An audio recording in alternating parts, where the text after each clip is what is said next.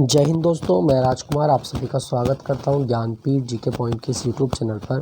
दोस्तों, उत्तर प्रदेश वीडियो भर्ती जो वीडियो री एग्ज़ाम होने वाला है आपका जून 2023 में, उसके लिए जीके की जो मॉक टेस्ट श्रृंखला शुरू की थी उसी के लिए एक और मॉक टेस्ट मैं जीके का लेके आया हूं। तो चलिए आज का मॉक टेस्ट डिस्कस करते हैं। कौन कौन से 50 प्रश्न हैं आज के मॉक टेस्ट में। बहुत कुछ जानने को मिलेगा आपको जीएस के मामले में। तो चलिए पहला क्वेश्चन आपकी स्क्रीन पर क्या कहता है, नागार्जुन कौन थे। दोस्तों आपको बताना है कि नागार्जुन कौन थे, तो इसका सही जवाब होगा ऑप्शन बी। ये एक बौद्ध दार्शनिक थे। नागार्जुन बौद्ध दार्शनिक थे और ये कनिष्क के समकालीन माने जाते हैं। ठीक है, ये आप याद रखना। नागार्जुन किसके समकालीन है, तो कनिष्क के समकालीन है। और नागार्जुन जो है ना, इन्होंने एक सिद्धांत दिया था, शून्यवाद का सिद्धांत। ये आप याद रखिएगा। शून्यवाद या इसे ही सापेक्षवाद कहा गया।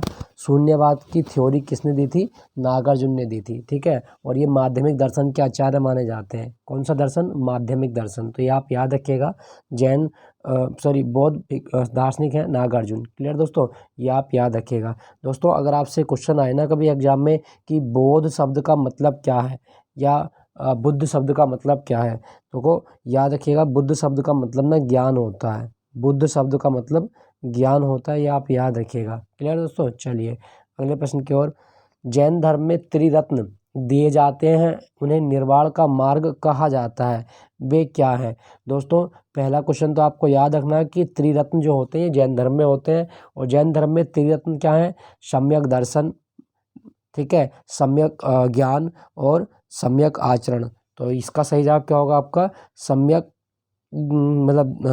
ज्ञान, सम्यक आचरण और दूसरा कौन सा है, सही विश्वास। तो इसका सही जवाब क्या बनेगा आपका, ऑप्शन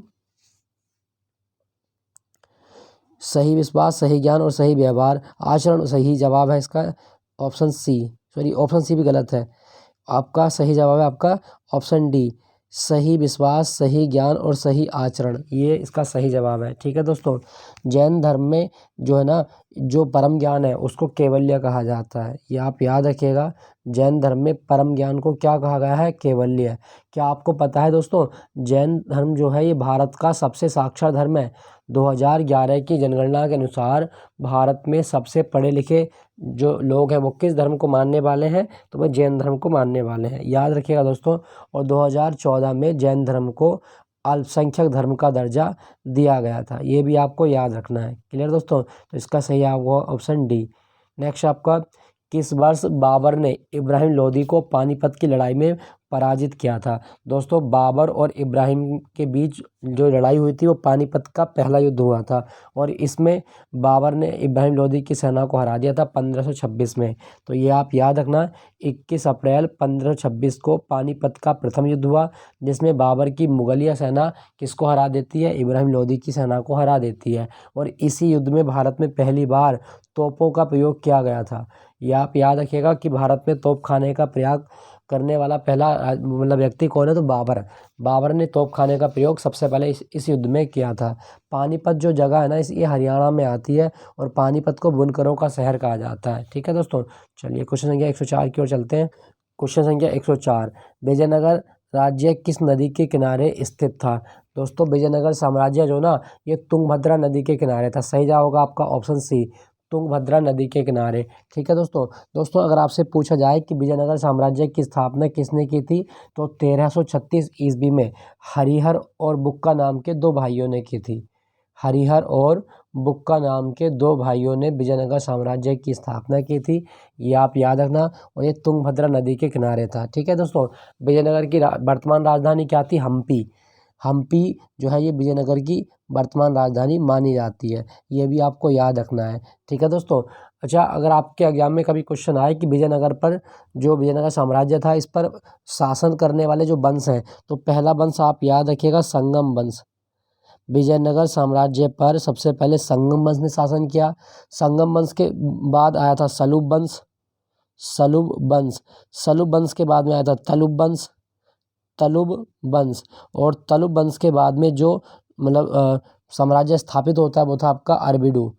अरबिडू सबसे लास्ट का जो वंश है वो अरबिडू वंश है विजयनगर साम्राज्य पे।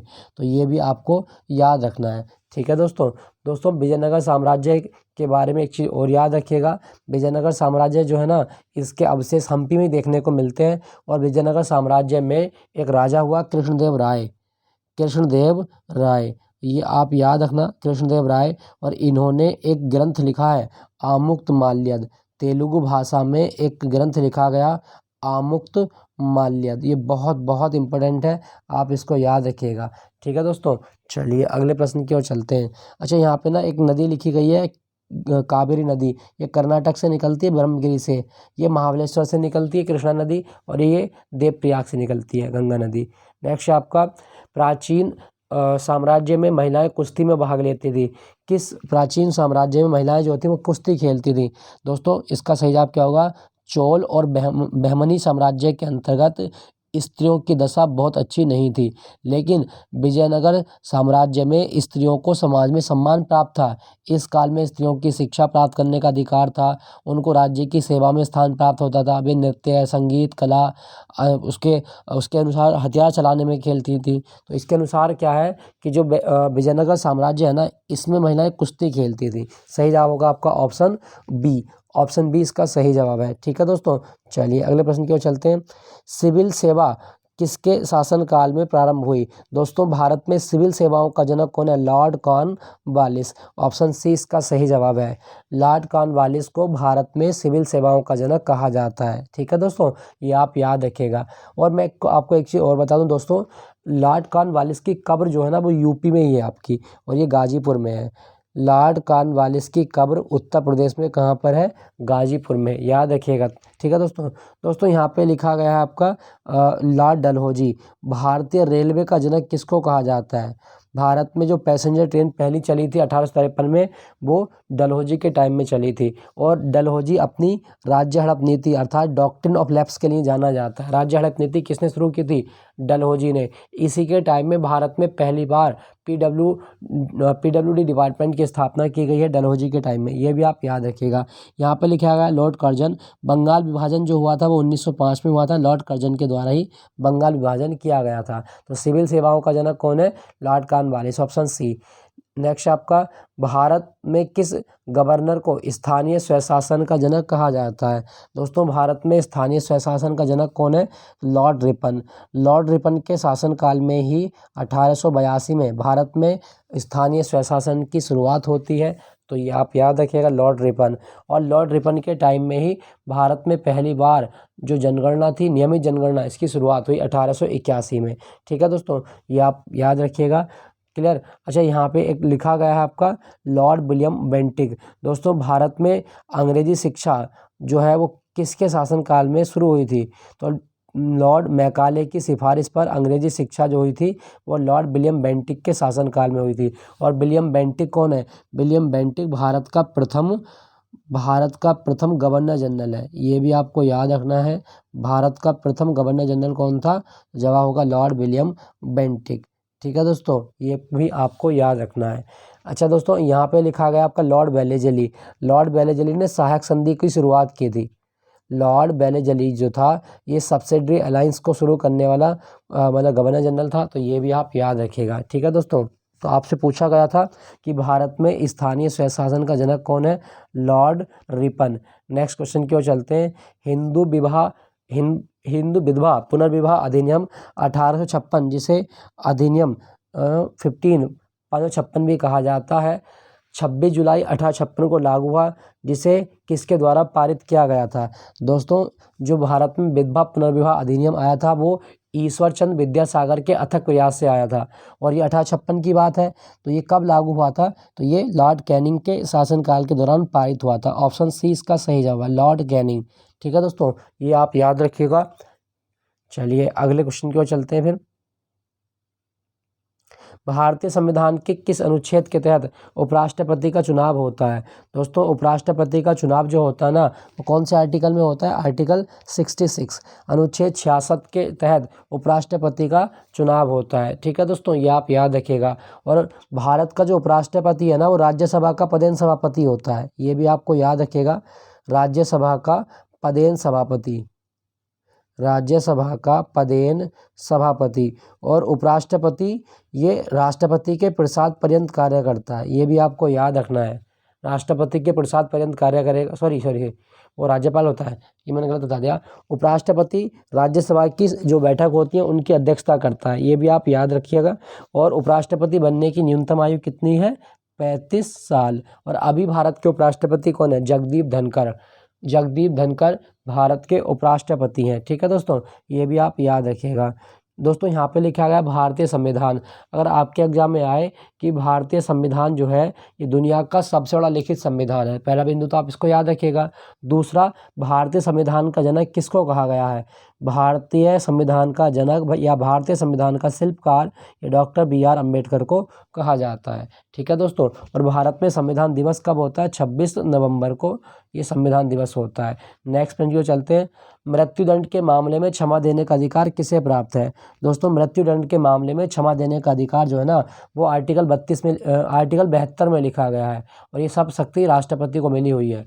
राष्ट्रपति की क्षमादान शक्ति वो आर्टिकल 72 में लिखी गई है। ठीक है दोस्तों भारत का जो राष्ट्रपति होता ना, राष्ट्रपति बनने की न्यूनतम आयु 35 वर्ष है। और भारत का राष्ट्रपति की जो संवैधानिक स्थिति है वो ब्रिटेन की रानी या राजा के समान होती है, ये आप याद रखिएगा। ठीक है दोस्तों, भारत का प्रथम नागरिक भारत का राष्ट्रपति है। भारत के पहले राष्ट्रपति राजेंद्र प्रसाद थे, और अभी के लिए कौन है? श्रीमती द्रौपदी मुर्मू। ठीक है, श्रीमती द्रौपदी मुर्मू, और ये 15वीं राष्ट्रपति है भारत की।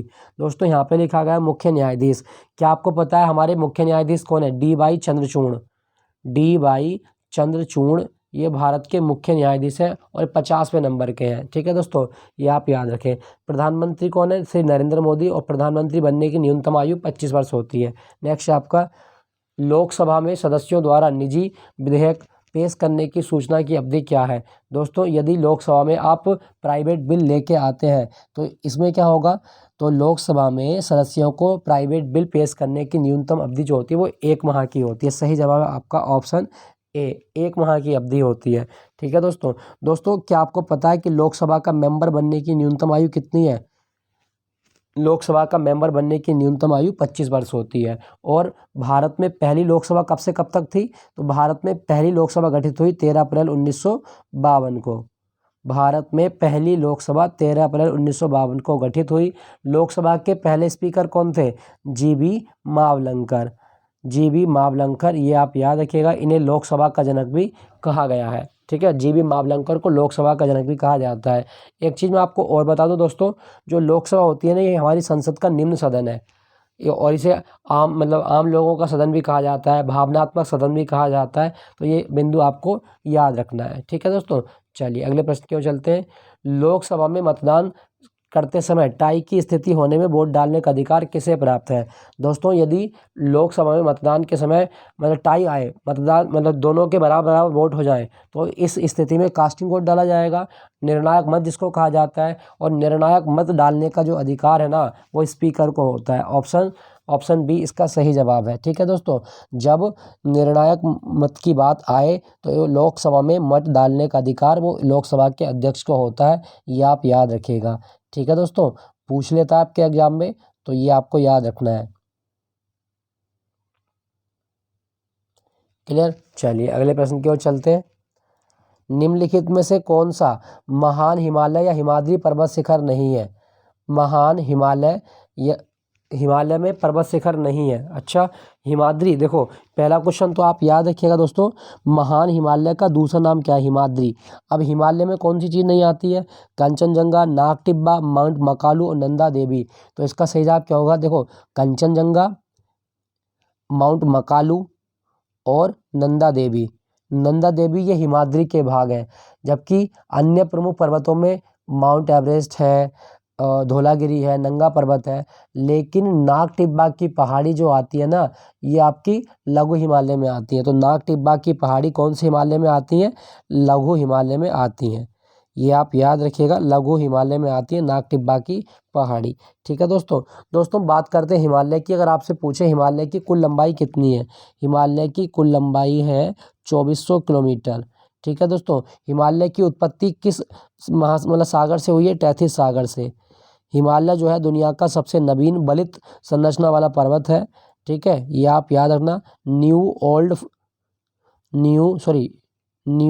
Fold mountain, new fold mountain का उदाहरण है आपका हिमालय, ये आप याद रखिएगा। ठीक है दोस्तों। दोस्तों यहाँ पे एक शब्द लिखा गया है आपका पर्वत। अगर आपके एग्जाम में आए कि ओरोलॉजी क्या होता है, पर्वतों का अध्ययन ओरोलॉजी कहलाता है। ठीक है, चलिए अगले प्रश्न की ओर। तो नाग टिब्बा जो है ये लोअर हिमालय में आता है। नेक्स्ट चैप्टर, निम्नलिखित में से कौन सा विकल्प लघु हिमालय पर्वत श्रेणी में सबसे लंबी पर्वत श्रृंखला है। देखो, लघु हिमालय में सबसे लंबी पर्वत श्रृंखला कौन सी है, तो इसका सही जवाब क्या होगा दोस्तों, आप याद रखिएगा कि लघु हिमालय की सबसे लंबी पर्वत श्रृंखला पीर पंजाल है। ऑप्शन सी इसका सही जवाब है। ध्यान रखना, लघु हिमालय में पूछा है पीर पंजाल। ठीक है, पीर पंजाल के अतिरिक्त महाभारत है, कुमाऊं है, तो वो सारी चीज़ें आप याद रखिएगा। ठीक है दोस्तों, चलिए अगले प्रश्न की ओर चलते हैं। पश्चिमी घाट क्या है दोस्तों। पश्चिमी घाट जो है ये एक प्रकार की पहाड़ियाँ होती हैं। क्या कह सकते हैं हम इनको, कि पश्चिमी घाट जो है वो आपकी एक प्रकार की पहाड़ी है। सही जवाब आपका ऑप्शन डी। पश्चिमी घाट या सह्याद्री पर्वत जो है पश्चिम सागर में तापी मुहाने तट पर स्थित है, ये भी आप याद रखिएगा। ठीक है दोस्तों, तो ये क्या है आपके एक प्रकार की पहाड़ियाँ होती हैं। और पश्चिमी घाट की पहाड़ियों का दूसरा नाम क्या है, इनको सह्याद्री भी कहा जाता है। क्या बोलते हैं, सह्याद्री, सह्याद्री भी कहा गया है। ठीक है दोस्तों, चलिए अगले प्रश्न की ओर चलते हैं। चलो एक क्वेश्चन आप बताओ, पश्चिमी घाट की सबसे ऊंची चोटी कौन सी और किस राज्य में है। पश्चिमी घाट की सबसे ऊंची चोटी कौन सी और किस राज्य में है। विश्व की सबसे बड़ी पर्वत श्रृंखला कौन सी है, ध्यान रखना बड़ी पूछा गया है। विश्व की सबसे बड़ी पर्वत श्रृंखला जो है वो एंडीज पर्वत श्रृंखला है। ऑप्शन सी इसका सही जवाब है। ठीक है दोस्तों, और ये जो एंडीज पर्वतमाला है ना, वो दक्षिण अमेरिका महाद्वीप में मिलती है। दक्षिण अमेरिका महाद्वीप में, ये भी आपको याद रखना है। इसकी लंबाई लगभग उत्तर से दक्षिण की लंबाई 7200 किलोमीटर है। और सबसे ऊंची चोटी कौन सी है, एंडीज पर्वतमाला की अकांकागुआ। एंडीज पर्वतमाला की सबसे ऊंची चोटी अकांकागुआ है, ये भी आपको याद रखना है। ठीक है दोस्तों, चलिए अगले प्रश्न की ओर चलते हैं। माउंट किलिमंजारो एक पर्वत है, ये कहाँ पर स्थित है दोस्तों, ये तंजानिया की उत्तरी पूर्वी सीमा पर है। तो सही जवाब होगा आपका ऑप्शन ए, तंजानिया। दोस्तों तंजानिया की राजधानी क्या है, डोडोमा। तंजानिया की राजधानी डोडोमा है, ये भी आपको याद रखना है। ठीक है दोस्तों, चलिए अच्छा मैं आपको एक चीज़ और बता दूं दोस्तों, माउंट किलिमंजारो जो चोटी है, जो पर्वत है, ये इसकी सबसे ऊंची चोटी का नाम क्या है, इसकी सबसे ऊंची चोटी का नाम है कीबो। कीबो, किलिमंजारो की सबसे ऊंची चोटी कीबो। अच्छा यहाँ पर ना एक देश लिखा गया है इथोपिया। इथोपिया की राजधानी क्या है, आदिस अबाबा।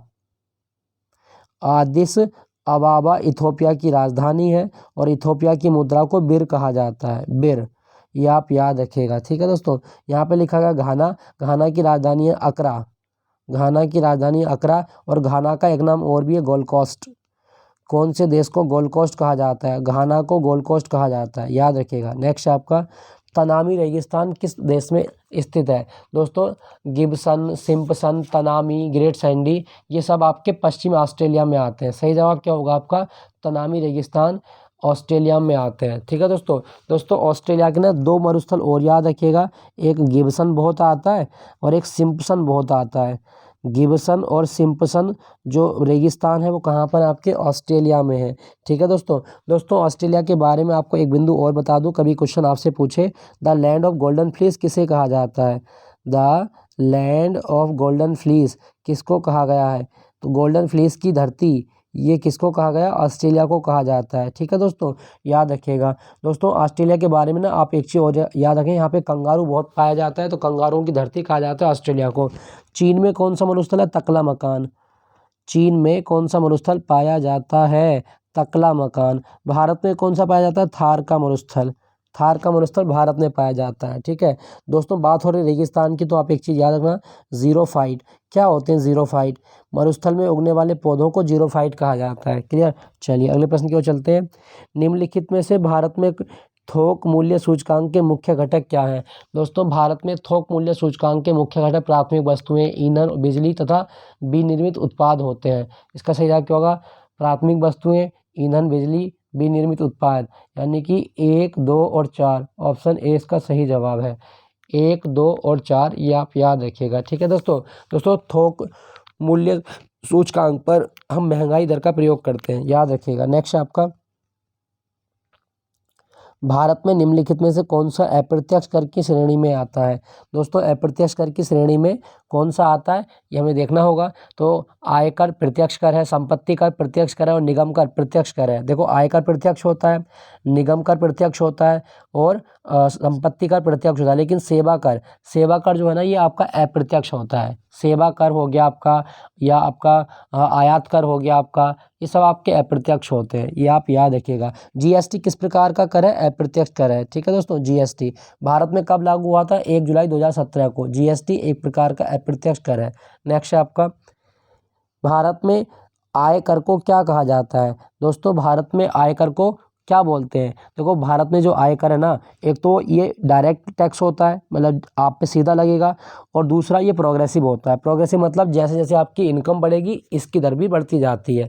तो ये मतलब क्या होगा? ये प्रत्यक्ष होता है और प्रगामी होता है। सही जवाब आपका ऑप्शन डी। ठीक है दोस्तों, ये आप याद रखिएगा, प्रत्यक्ष और प्रगामी। दोस्तों क्या आपको पता है कि भारत में आयकर दिवस कब होता है? दोस्तों भारत में आयकर दिवस होता है 24 जुलाई को।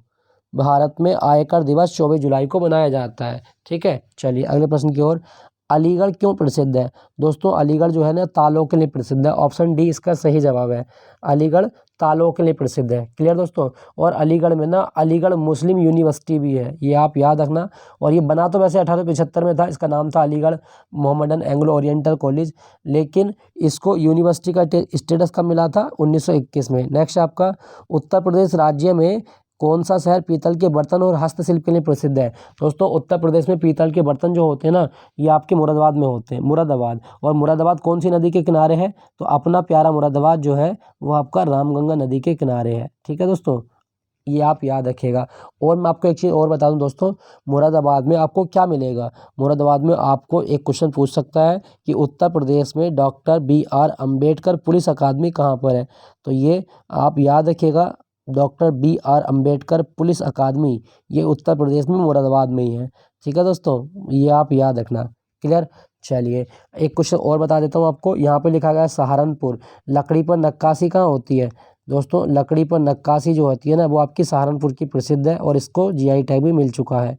ठीक है, ये भी आप याद रखिएगा। और उत्तर प्रदेश में सबसे ज़्यादा संतरा कहाँ होता है? उत्तर प्रदेश में सबसे ज़्यादा संतरा सहारनपुर में ही होता है। ठीक है दोस्तों। दोस्तों एक चीज़ मैं आपको बताता हूँ आगरा के बारे में। आगरा को उत्तर प्रदेश की पेठा नगरी कहा जाता है। और आगरा में एक मेला आप याद रखिएगा, बटेश्वर मेला, बहुत आता है आपके एग्जाम में, बटेश्वर मेला। ठीक है। लखनऊ जो है ये चिकनकारी के लिए प्रसिद्ध है। चिकनकारी, चिकनकारी एक प्रकार की कढ़ाई होती है, कपड़ों पर की जाती है, ये भी आप याद रखिएगा। नेक्स्ट है आपका अगला क्वेश्चन, निम्नलिखित में से कौन सा स्थान धातु की कला, रंगीन, तामचीनी और जटिल नक्काशी के लिए प्रसिद्ध है? दोस्तों इसका सही जवाब क्या होगा आपका? उत्तर प्रदेश में कौन सा ऐसा है जो रंगीन धातु कला के लिए जाना जाता है? तो मुरादाबाद इसका सही जवाब है। मुरादाबाद धातु की रंगीन कला, रंगीन तामचीनी और जटिल नक्काशी के लिए प्रसिद्ध है मुरादाबाद। याद रखिएगा दोस्तों, पूछ लिया जाता है। नेक्स्ट है आपका अगला क्वेश्चन, उत्तर प्रदेश में एकमात्र तेल रिफाइनरी कहाँ पर है? दोस्तों उत्तर प्रदेश में एकमात्र तेल रिफाइनरी मथुरा में है। ठीक है, और ये इंडियन ऑयल कॉरपोरेशन के द्वारा संचालित होती है मथुरा में। मथुरा यमुना नदी के किनारे है। और उत्तर प्रदेश में सबसे ज़्यादा मेले कहाँ लगते हैं? मथुरा में। सबसे कम बारिश यूपी में कहाँ होती है? मथुरा जनपद में सबसे कम बारिश होती है। ठीक है दोस्तों, ये आप याद रखिएगा। दोस्तों एक चीज़ और याद रखना मथुरा के बारे में, कभी क्वेश्चन आए कि जो कनिष्क के टाइम में, मतलब जो एक वो आई थी कला शैली, कौन सी थी? गांधार कला शैली नहीं, एक कला शैली पनपी थी मथुरा से ही, मेरे याद नहीं आ रहा है, मैं भूल रहा हूँ, वो मथुरा से क्वेश्चन आता है, ये आप याद रखिएगा। ठीक है दोस्तों। और क्या क्वेश्चन बनता है इससे? मथुरा के बारे में एक चीज़ ये याद रखना कि उत्तर प्रदेश में विधवाओं का शहर किसे कहा जाता है?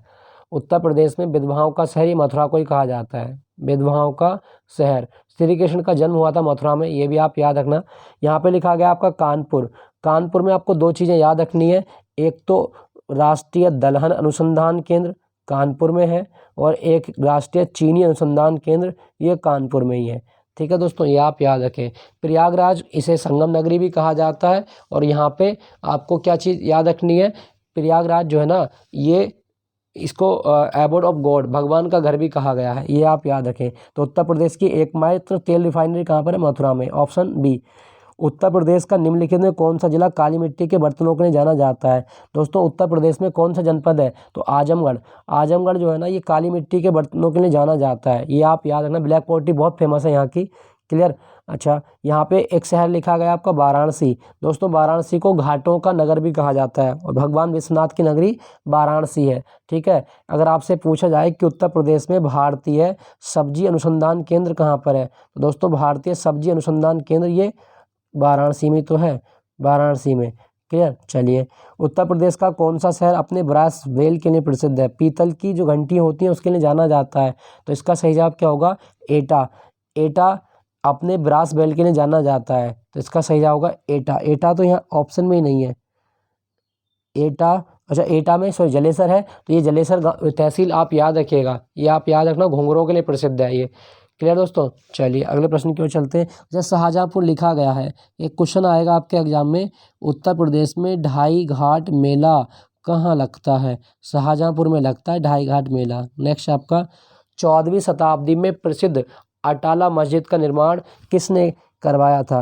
दोस्तों अटाला मस्जिद जो है ना ये सरकी वंश की देन है। सरकी जो राजा हुए उन्होंने बनवाई थी, और 1393 ईस्वी में अटाला मस्जिद की नींव फिरोज शाह ने रखी थी, लेकिन इब्राहिम शाह सरकी ने इसको पूरा करवाया था। और ये अटाला मस्जिद जौनपुर में है, जौनपुर। और जौनपुर किस नदी के किनारे है, गोमती नदी के किनारे है, ये भी आप याद रखिएगा। जौनपुर किस नदी के किनारे है, गोमती नदी के किनारे है, ठीक है दोस्तों। चलिए, अच्छा अगर हम बात करें उत्तर प्रदेश के बारे में दोस्तों, तो उत्तर प्रदेश का एरिया कितना है, 240,928 वर्ग किलोमीटर, 2,40,928 वर्ग किलोमीटर। और ये भारत का, संपूर्ण भारत का 7.33% बैठता है, ये आप याद रखिएगा। नेक्स्ट क्वेश्चन संख्या 129, क्वेश्चन संख्या 129 क्या कहा गया है, माइक्रोसॉफ्ट वर्ड 2016 डॉक्यूमेंट में सामग्रियों की तालिका प्रविष्ट करने के लिए आपको डैश मेन्यू टैब पर जाना होगा। तो दोस्तों इसका सही जवाब क्या होगा, देखो माइक्रोसॉफ्ट वर्ड 2016 में एक सामग्रियों को तालिका में प्रविष्ट करने के लिए इंसर्ट पर जाना होगा। ऑप्शन डी इसका सही जवाब है, इंसर्ट।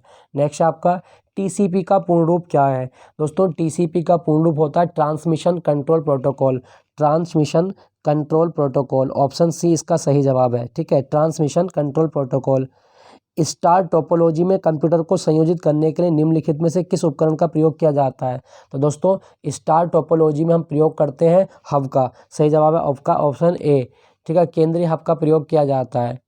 चलिए अगला देखते हैं, सीपीयू का वह भाग जिसमें सर्किटरी लगा होता है जो संग्रहित प्रोग्राम को पूरा करने या निष्पादित करने के लिए पूरे कंप्यूटर सिस्टम को निर्देशित करने के लिए विद्युत संकेत का प्रयोग करता है, उसे किस नाम से जाना जाता है। दोस्तों सीपीयू के कंट्रोल यूनिट में, ऑप्शन ए, कंट्रोल यूनिट में क्या होता है कि सर्किटरी होती है जो संग्रहित जो प्रोग्राम होते हैं उनको कमांड देने का कार्य करता है। सही जवाब है आपका ऑप्शन ए। अच्छा, सीपीयू की फुल फॉर्म क्या है, central processing unit, central processing unit ये सीपीयू की फुल फॉर्म होती है, ठीक है दोस्तों। कंप्यूटर का दिमाग किसको कहा गया है, सीपीयू को कंप्यूटर का दिमाग कहा जाता है, ठीक है। चलिए आगे, मल्टीटास्किंग ऑपरेटिंग सिस्टम का अर्थ क्या होता है। दोस्तों मल्टीटास्किंग ऑपरेटिंग सिस्टम का अर्थ क्या है कि असीमित कार्यों को एक ही समय में किए जाने वाले ऑपरेटिंग सिस्टम, मतलब बहुत सारे काम आप एक समय में कर रहे हैं, तो इसका सही जवाब क्या होगा, कई कंप्यूटरों को एक साथ नेटवर्क किया जाता है, नहीं, कई लोग कंप्यूटर का प्रयोग करते नहीं,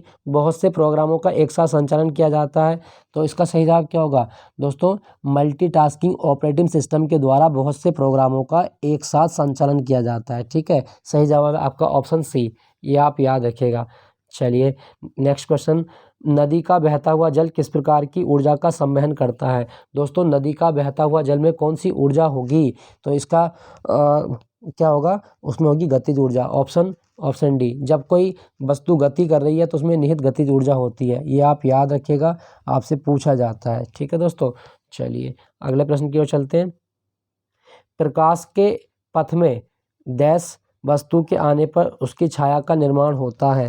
दोस्तों प्रकाश के पथ पर एक अपारदर्शी वस्तु के आने पर, अपारदर्शी वस्तु के आने पर उसकी छाया बनती है। अगर आपसे पूछा जाए दोस्तों प्रकाश जो है ये किस प्रकार की तरंग है, अनुप्रस्थ तरंग है, अनुप्रस्थ तरंग है। प्रकाश की निर्वात में चाल कितनी होती है, 3 × 10⁸ मीटर पर सेकंड होती है। और इस चाल को किसने माप के बताया था, रोमर ने प्रकाश की चाल को मापा था। इप्सम का औद्योगिक नाम क्या है? दोस्तों इप्सम का सूत्र होता है MgSO4 इंटू 7H2O। तो ये मैग्नीशियम सल्फेट होता है। ऑप्शन ए इसका सही जवाब है, मैग्नीशियम सल्फेट। ठीक है दोस्तों। दोस्तों कभी क्वेश्चन आए ना कि क्लोरोफिल के केंद्र में कौन सी धातु होती है, तो क्लोरोफिल के केंद्र में जो धातु होती है वो मैग्नीशियम ही होती है। क्लोरोफिल के केंद्र में मैग्नीशियम धातु होती है, ये आप याद रखना। नेक्स्ट आपका निम्नलिखित में से कौन सा एक ठोस है? दोस्तों कौन सा एक ठोस होता है, तो इसका सही जवाब क्या बनेगा? आइडोफार्म। आइडोफार्म जो होता है ना वो आपका एक ठोस होता है। ठीक है। जबकि क्लोरोफार्म तो आप जानते होंगे, क्लोरोफार्म को रंगीन बोतलों में रखा जाता है और ये निश्चेतक के रूप में यूज कर सकते हैं। ठीक है, ये आप याद रखना। रक्त क्या है? दोस्तों रक्त जो होता है ना ये आपका एक तरल संयोजी ऊतक होता है। क्या होता है? तरल संयोजी ऊतक। सॉरी, ये कहाँ जा रहा है, इसको ऐसे कर लेते, तरल संयोजी ऊतक। रक्त जो है तरल संयोजी ऊतक है और मानव के रक्त का पीएच मान कितना होता है? 7.4 इसकी पीएच वैल्यू होती है। और 7 से एबव जाने पर ये कैसा बनता है? स्लाइटली एल्कलाइन बनता है, मतलब क्षारीय। मानव का रक्त क्षारीय प्रकृति का होता है, ये आप याद रखिएगा, इंपॉर्टेंट है, पूछा जाता है। दोस्तों क्या आपको पता है हमारे रक्त में आरबीसी और डब्ल्यूबीसी का अनुपात कितना होता है? आरबीसी और डब्ल्यूबीसी का अनुपात देखो, डब्ल्यूबीसी 1 होगी तो आरबीसी 600 होती है। तो आरबीसी और डब्ल्यूबीसी का अनुपात 600:1 होता है, याद रखिएगा। हमारे रक्त में कौन सी धातु होती है? आयरन। हमारे रक्त में कौन सी धातु है? आयरन होती है। और एक सामान्यतः व्यक्ति में 5 से 6 लीटर ब्लड पाया जाता है, याद रखिएगा। नेक्स्ट आपका अति निस्यंदन और पुनः अवशोषण की प्रक्रिया किसके दौरान होती है? दोस्तों ये अल्ट्राफिल्ट्रेशन और जो आपका रीएब्जॉर्प्शन है ये आपका किडनी में होता है। तो इसकी क्रिया जो होती है वो मल त्याग और मूत्र निर्माण के दौरान होती है। सही जवाब क्या होगा? मल त्याग और मूत्र निर्माण के दौरान होती है। और ये किडनी, इसके लिए किडनी उत्तरदायी होती है। ठीक है, याद रखिएगा, किडनी। नेक्स्ट आपका अगला क्वेश्चन, क्वेश्चन संख्या 140। मनुष्य में यूरिया कहाँ बनता है? दोस्तों यूरिया जो बनता है वो लीवर में बनता है, लीवर को यकृत बोलते हैं। तो सही जवाब आपका option A. Maximum regenerative power किसकी है? लीवर की होती है। और लीवर से बाइल जूस भी निकलता है, ये भी आप याद रखिएगा। ठीक है दोस्तों। दोस्तों यहाँ पे लिखा गया ब्रक, ब्रक मतलब किडनी। अगर क्वेश्चन आए कि किडनी की स्ट्रक्चरल यूनिट क्या है या फंक्शनल यूनिट क्या है? नेफ्रॉन। हमारी किडनी की स्ट्रक्चरल यूनिट नेफ्रॉन होती है, ये भी आप याद रखिएगा। ठीक है दोस्तों। चलिए अगला प्रश्न की ओर चलते हैं। नेक्स्ट अच्छा मैं आपको एक क्वेश्चन बताता हूँ। अगर क्वेश्चन आए ना मानव में जो बच्चा होता है, एक शिशु में कितनी हड्डी होती है? 200, सॉरी शिशु में 300 और एक वयस्क में 206। 206। जुलाई 2022 में भारत का पहला पशु स्वास्थ्य शिखर सम्मेलन कहाँ पर आयोजित किया गया? दोस्तों जुलाई 2006 में भारत का पहला पशु शिखर सम्मेलन जो हुआ था ये कब बना है? तो ये कहाँ पर हुआ? नई दिल्ली में। सही जवाब आपका ऑप्शन ए, नई दिल्ली। ठीक है दोस्तों, ये आप याद रखिएगा। चलिए अच्छा मैं आपको एक चीज़ और बता देता हूँ। देखो बात पशुओं की हो रही है ना, भारत में सबसे ज़्यादा दुग्ध उत्पादन करने वाला राज्य कौन सा है? देखो यूपी मत लगाना, राजस्थान अब नंबर 1 राज्य हो चुका है दूध उत्पादन करने में, और दूसरे नंबर पे अपना उत्तर प्रदेश है। तो ये भी आप याद रखिएगा। अच्छा यहाँ पे ना लिखा गया करनाल। करनाल में क्या है? राष्ट्रीय डेयरी अनुसंधान केंद्र है। भारत का राष्ट्रीय डेयरी अनुसंधान संस्थान कहाँ पर है? करनाल में है, ये आप याद रखिएगा, डेयरी अनुसंधान संस्थान करनाल। नेक्स्ट आपका अग्रदूत समाचार पत्र किस भाषा में प्रकाशित होता है? दोस्तों अग्रदूत समाचार पत्र जो है ना ये असमिया भाषा में प्रकाशित होता है। सही जवाब आपका ऑप्शन डी, असमिया भाषा। ठीक है, असमिया भाषा में ना एक चीज़ और याद ना, असम में एक भाषा जो राजभाषा है वो बोडो भी है, बोडो भाषा, याद रखेंगे। ठीक है दोस्तों, क्या आपको पता है कि हिंदी का पहला समाचार पत्र कौन सा था? हिंदी का पहला समाचार पत्र था उदंत मार्तंड, ये आप याद रखिएगा। हिंदी का पहला समाचार पत्र उदंत मार्तंड, और ये शुरू किया था पंडित जुगल किशोर शुक्ल ने। नेक्स्ट आपका जून 2022 में जारी वैश्विक शांति सूचकांक 2022 में भारत किस स्थान पर है? तो दोस्तों जो आपका institute for economic and peace के द्वारा वैश्विक शांति सूचकांक जारी किया गया, भारत 135वें नंबर पे था। सही जवाब है आपका ऑप्शन बी। ठीक है। अच्छा कभी क्वेश्चन आया कि विश्व शांति दिवस कब होता है? 21 सितंबर को मनाया जाता है विश्व शांति दिवस। नेक्स्ट आपका राष्ट्रीय जनजातीय अनुसंधान संस्थान कहाँ स्थापित किया गया है? सही जवाब है आपका ऑप्शन बी, नई दिल्ली में। नई दिल्ली में बना है, ये आप याद रखिएगा। दोस्तों बेंगलोर में क्या है? बेंगलोर में इसरो का मुख्यालय है। ठीक है, याद रखिएगा। नेक्स्ट आपका जून 2022 में किन दो शहरों के बीच भारत गौरव योजना को संचालित भारत गौरव योजना के तहत देश की पहली ट्रेन चलाई गई है? तो इसका सही जवाब क्या होगा दोस्तों? भारत गौरव योजना के तहत देश की पहली निजी ट्रेन जो चली है ना, वो कोयम्बटूर से चली है शिरडी तक। कोयम्बटूर से शिरडी, ठीक है। कोयम्बटूर तमिलनाडु में, शिरडी महाराष्ट्र में है। कभी क्वेश्चन आए दोस्तों, दक्षिण भारत का मैनचेस्टर किसे कहा जाता है? तो दक्षिण भारत का मैनचेस्टर जो है ये कोयम्बटूर को कहा जाता है। मैनचेस्टर जो जगह है इंग्लैंड में जगह है, और ये सूती वस्त्र उद्योग के लिए जानी जाती है, ठीक है। ये भी आप याद रखिएगा। वैसे अगर क्वेश्चन आए ना कि भारत की सबसे तेज़ चलने वाली ट्रेन कौन सी है, वो वंदे भारत है। आज के टाइम में भारत की सबसे तेज़ चलने वाली ट्रेन वंदे भारत है। इसकी मैक्सिमम स्पीड 180 किलोमीटर प्रति घंटा है। भारत के किस शहर ने विश्व के ट्री सिटी के रूप में दूसरी बार खिताब जीता है? दोस्तों, विश्व ट्री सिटी हाल ही में किसे चुना गया है? तो सही जवाब होगा आपका मुंबई। मुंबई को चुना गया है, ठीक है, दूसरी बार। पहले हैदराबाद और मुंबई थे, ये आपके अब मुंबई को।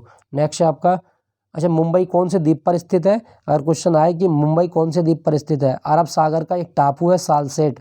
सालसेट द्वीप पर स्थित है मुंबई।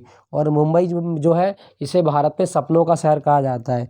जम्मू कश्मीर में रेटले जलविद्युत परियोजना किस नदी पर बनी है? चिनाब नदी पर। ऑप्शन बी इसका सही जवाब है, चिनाब नदी पर। दोस्तों, जम्मू कश्मीर में ना एक पर्पल क्रांति, पर्पल मतलब बैगनी, एक क्रांति शुरू की गई है, बैगनी क्रांति। अगर क्वेश्चन आए कि बैगनी क्रांति जो किसके लिए है, तो बैगनी क्रांति का संबंध है लवेंडर की खेती के लिए, मोगरा की खेती के लिए शुरू की गई है। जम्मू कश्मीर में ना एक चीज़ याद रखना, एक नेशनल पार्क है Dachigam national park. Dachigam national park कहाँ पर है? जम्मू कश्मीर में। और ये कश्मीरी जो हिरन होता है ना, हंगुल, उसके लिए जाना जाता है। यह भी आप याद रखें। नेक्स्ट है, जुलाई 2022 में संपन्न टेनिस की ग्रैंड स्लैम प्रतियोगिता में विंबलडन में पुरुष एकल का खिताब किसने जीता था? तो दोस्तों, 2022 में जो विंबलडन हुआ है ना, वो किसने जीता? सर्बिया के नोवाक जोकोविच ने। सही जवाब आपका ऑप्शन सी। टेनिस की बात हो रही है, कभी क्वेश्चन आए दोस्तों, डेविस कप का संबंध किस खेल से है? डेविस कप को टेनिस का वर्ल्ड कप कहा जाता है, ये टेनिस के लिए होता है। नेक्स्ट आपका, भारत द्वारा भूमि क्षरण तटस्थता प्राप्त करने का लक्ष्य कब तक का रखा गया है? तो दोस्तों, सही जवाब क्या होगा आपका? भारत ने 2030 तक का भूमि क्षरण लक्ष्य प्राप्त करने का रखा गया है। COP24 में ये हमने जो बात थी वो अपनाई थी, ये भी आप याद रखिएगा। नेक्स्ट आपका, निम्नलिखित में से कौन सा पदार्थ सार्वत्रिक तापमान उत्पन्न करने में योगदान नहीं करता? Global warming. दोस्तों, सल्फर तथा नाइट्रोजन के ऑक्साइड ये ग्लोबल वार्मिंग नहीं करते। बाकी मीथेन, कार्बन डाइऑक्साइड, जलवाष्प ये ग्लोबल वार्मिंग करते हैं। तो दोस्तों, ये था आज का मॉक टेस्ट। आई होप ये सेशन आपको अच्छा लगा होगा। अच्छा लगा तो कमेंट में लिख के जरूर बताइएगा। और बाकी कोई भी आपका क्वेरी हो, कोई भी क्वेश्चन हो, आप मुझे कमेंट में लिख के पूछ सकते हैं। बाकी जल्दी मिलूंगा आप नए मॉक टेस्ट के साथ में। Thank you for watching Gyanpeeth ji के पॉइंट।